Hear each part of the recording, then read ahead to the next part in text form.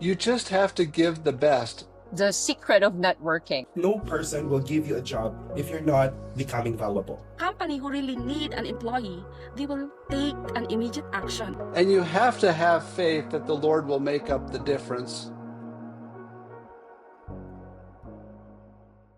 Hello, everyone. We're grateful to have with me for this first career podcast several students from BYU-Pathway from the Philippines. We're grateful for their time and meeting with me.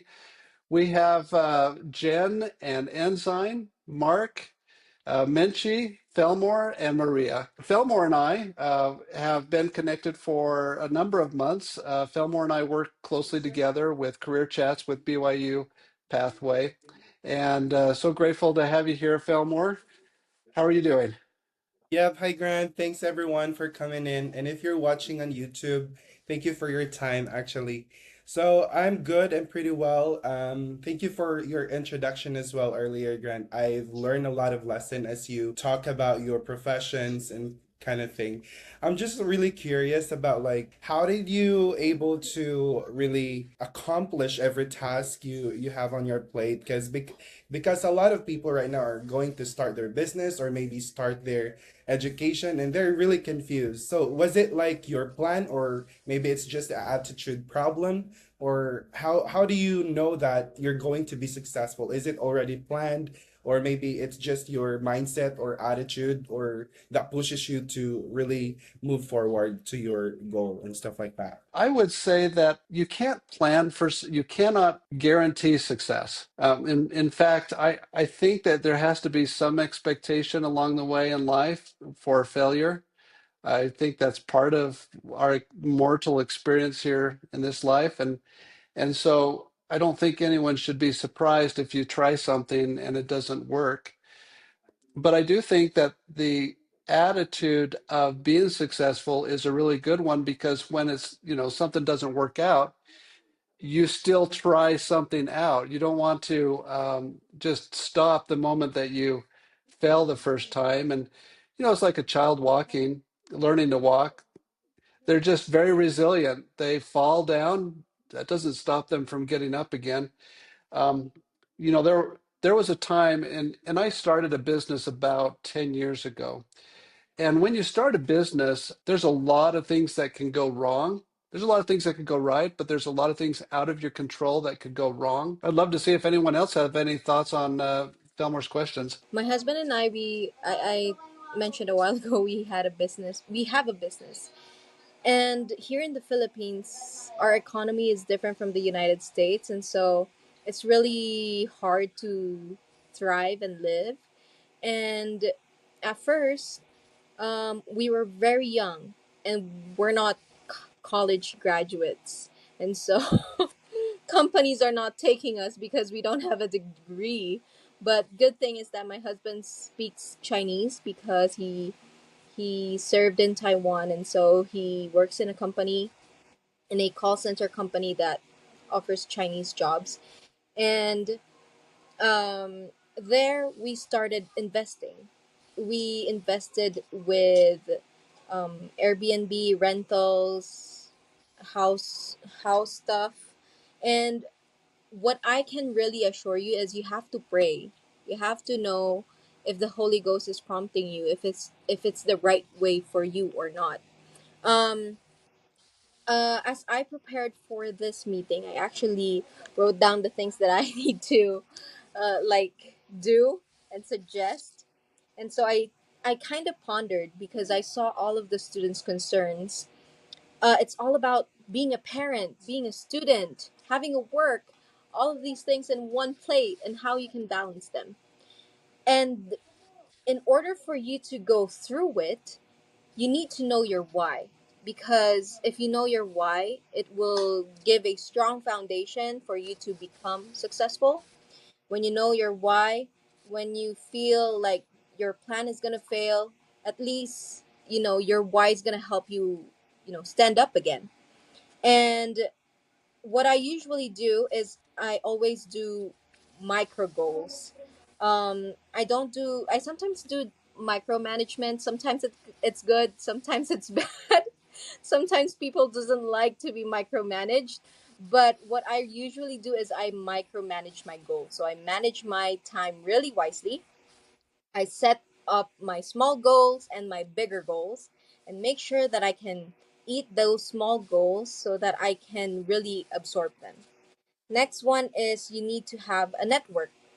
For example, Bishop Felmer, actually last week, he and I had a great conversation.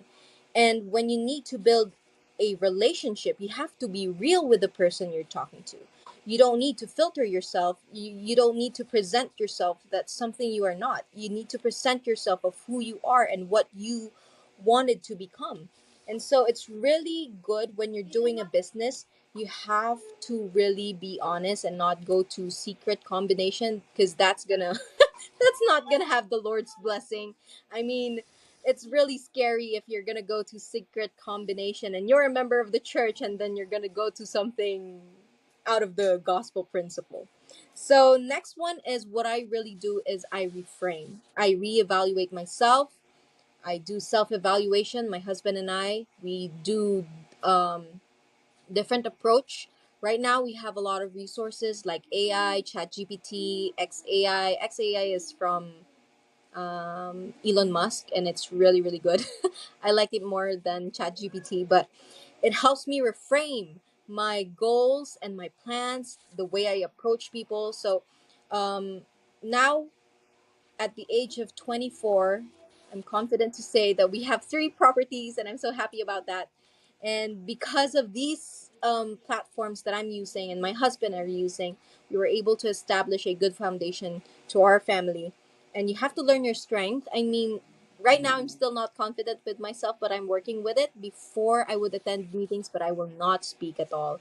But I know the blessings of opening your mouth and how Heavenly Father will just bless you and pour all the knowledge you have so you can go forward. But yeah, the only guilt that I have right now is that my children, they're already turning 4 and they already know how to speak. And they're telling me, Mom, stop working. Mom, no working. And then they're going to close the laptop, get my phone, and then they just want my attention. So the question is, Brother Grant, how would I not feel the parent guilt? Okay, the parent guilt that I'm feeling right now. Because, I cannot leave the business because that's going to give us financial challenges. I cannot leave work because that's going to give us, like, the lifestyle we have. It's very humble. We're not living a very expensive lifestyle. As much as we can, we just try to live very modestly. And we have responsibilities for us to keep moving. And it's I don't want to cry right now, but it's really painful because I'm here at home, I'm working at home, but I'm not present with my kids. I mean, I'm here, but I'm not like mentally present with them, emotionally present with them. So what's your tip, Brother Grant? So, I'm finding that a powerful emotion that we experience here in this life is guilt. Um, you know, a mother feeling guilty that has to work, a father feeling guilty that he can't provide like he wants to for his family, um, a wealthy person feeling guilty for having so much. Um, Guilt is something that I've often pondered. Now, guilt for sin is different. Um, But there's a term that's been used quite often, which is like survivor guilt, which is that I feel guilty that I survived when my friends died. It's a real emotion. It's not the same as the guilt that we feel for sin, but I've often wondered, where does this come from? And it was Elder Maxwell that used the term divine discontent. This was talked about in conference a couple of years ago. And I've often pondered that divine discontent is this idea that as sons and daughters of God, we are aspiring to become like Him, that we have within us the desire to create and to build and to have children. And that divine discontent is where it's the seeds of divinity that are within us to grow and to learn and to create, but that discontent that we're not happy with where we're at. That because we want to have something more, we want to be something more, we want to give something more.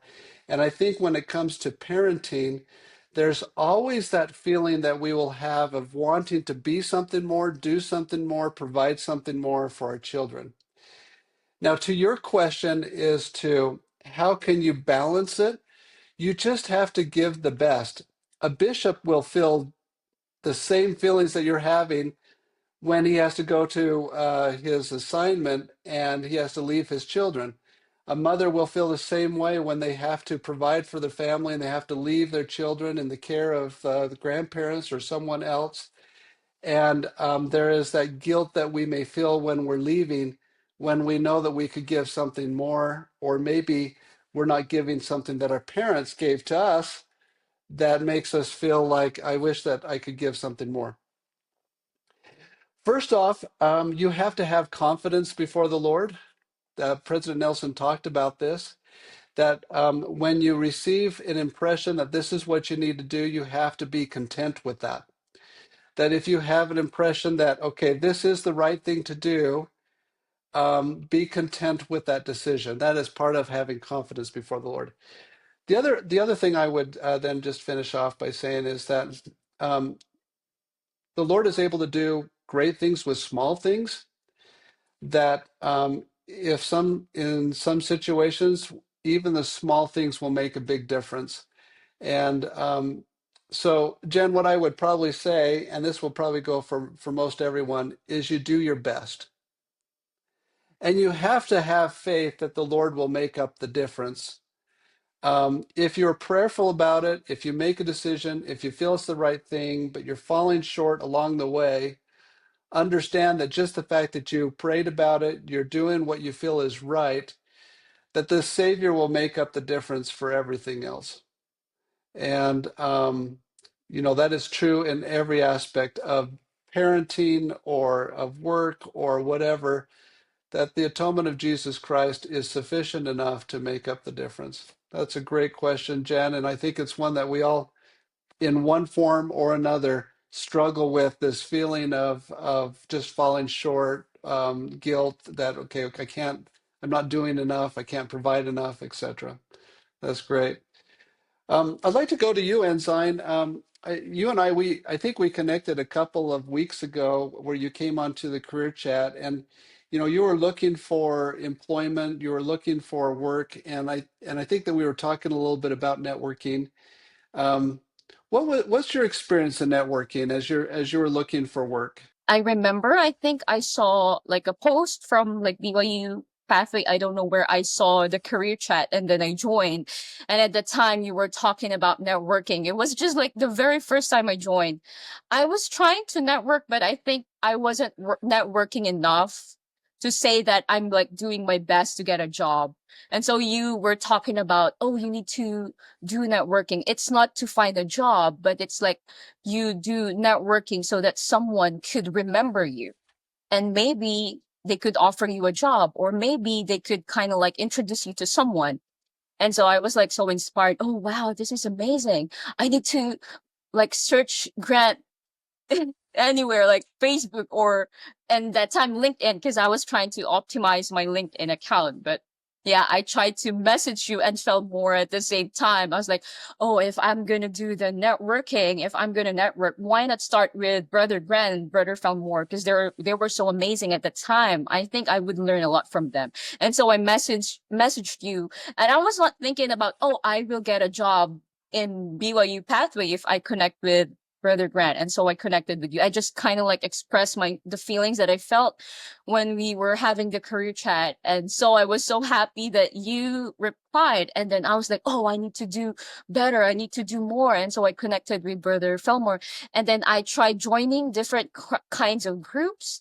But especially one thing that I would kind of like recommend, don't just join any groups like, oh, I would try to be a social media manager or I would want to work with like businessmen. I want to be a virtual assistant. Like have a specific goal. Like in my case, I kind of like kind of like tried to figure out, oh, what were my experiences? So I became a teacher. I had an experience where I went to the UK to kind of like help my sister-in-law with her business, like Airbnb business. Maybe I could kind of like connect to people who are in the short-term rentals.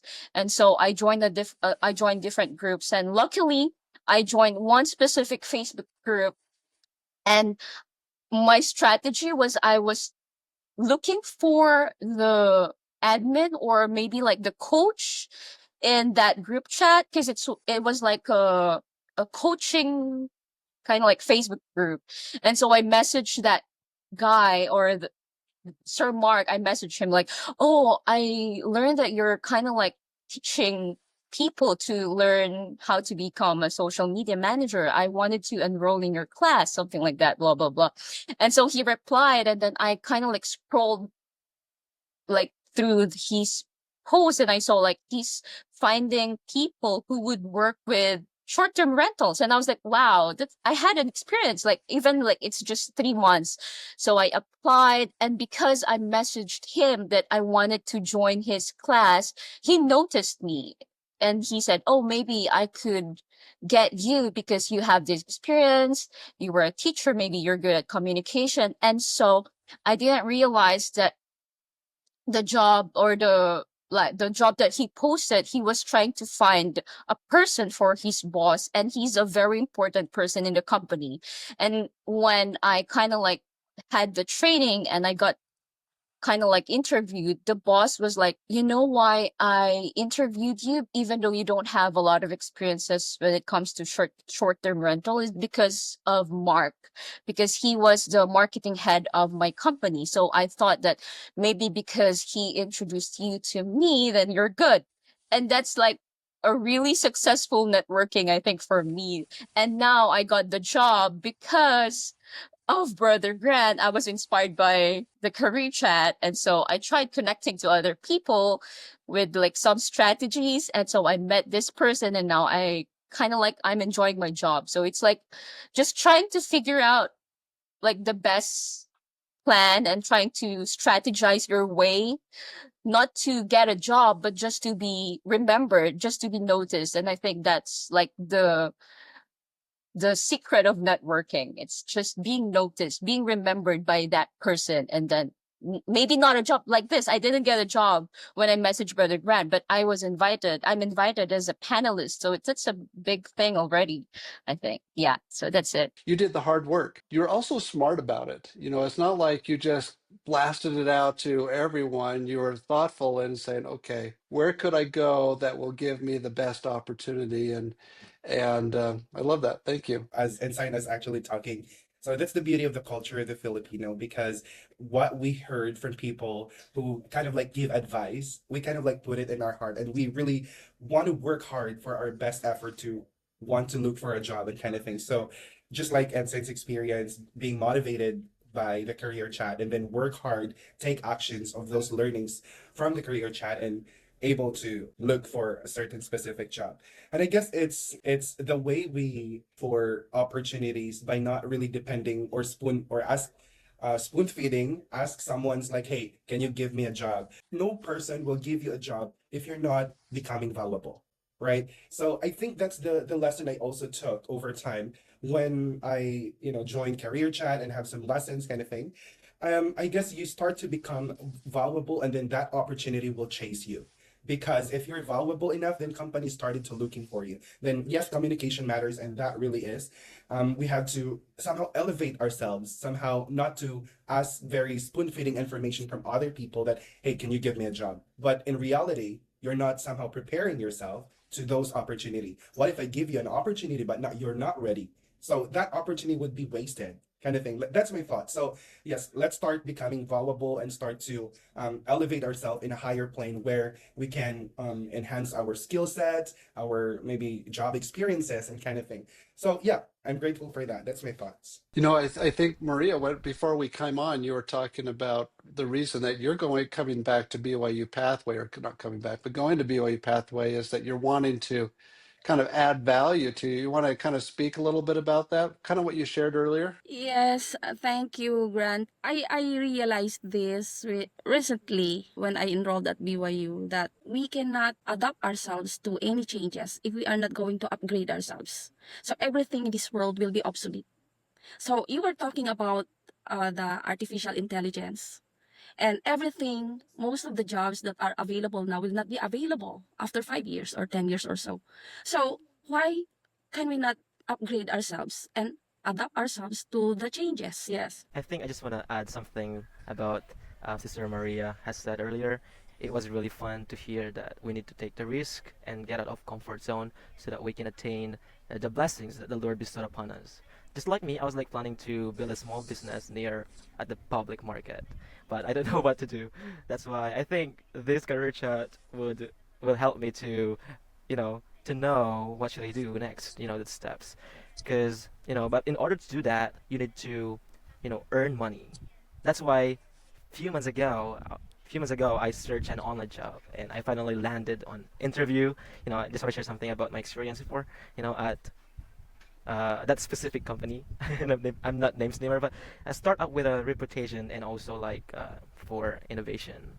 The interview went like great, and I was really excited at that time when they offered me that job. But after a week of waiting, I still hadn't received any onboarding materials or, I mean, communication. So I sent a follow-up email, but it was like met with like a radio silence. I tried calling, but my calls went unanswered. It was as if I'd been ghosted by the company. No explanation, no apology, just complete silence. So I was like left wondering if I'd ever find out what happened. The experience left me feeling frustrated and uncertain about my job search. So the question is how can I handle this situation, Gran? Like, or what what are the things that I need to know if that company is not okay to submit our application, something like that. Mark, this one thing when I work before in a company during my time, I was a part of screening applicants. After a week or two, they did not call you, forget the company. Because a company who really need an employee, they will take an immediate action on your resume. They're going to call you immediately. If they really need you and you are really qualified and you are the person they're looking for, in a week or two, you did not receive any message from the company or any call, forget the company and you move on. You move on because that is not a good sign. And anyway, have this mindset, Mark, that they if they did not hire you, then they lose a very productive. They lose an asset. Actually, that's a good mindset. So just move on. There are many fishes in the ocean. That's what they say. Because in the first place, when I'm talking with that interviewer, he said like congratulations, I will send you an email after this interview. So I was like expecting that. Oh, yes, I passed the interview. I'm gonna have have a job to earn money, to support my family and myself. But it didn't happen, and that was the really sad part. So thank you so much, Sister Maria. But I think Sister Jen will add something. Okay, Brother Mark, here's the solution. I'll give you some tips and tricks. I remember the time where my husband used to apply 15 companies a day. So he submits his resume to 15 companies every single day. He landed the job on his 11th day. And on his notebook, he would write the name of the company. He would write the skills that the company is looking for, so that when he gets into an interview, I remember Brother Grant shared the 30 seconds me in 30 seconds, sorry, me in 30 seconds or me in 60 seconds. And so that's what my husband did, and that's what I actually did. I also used his pattern. So I suggest you make a goal. You look for a company, and if they're searching for, like, they need to have an employee who's good in Excel, who's good in this, who's good in that, tell them that you can do it. Tell them that you can learn these skills. And if you think that those patterns are you're leaning towards to, I find the testimonies on TikTok very unfiltered. They just share it right away, and it's really fast. So if you want to do your research, you have to do your research, and always submit your resume in many companies as possible, so that you still have many like opportunities. I want to thank everyone for their participation. I'm so grateful for everyone that's taken the time to join. May God bless you. It's been great meeting with everyone, and we'll do this again.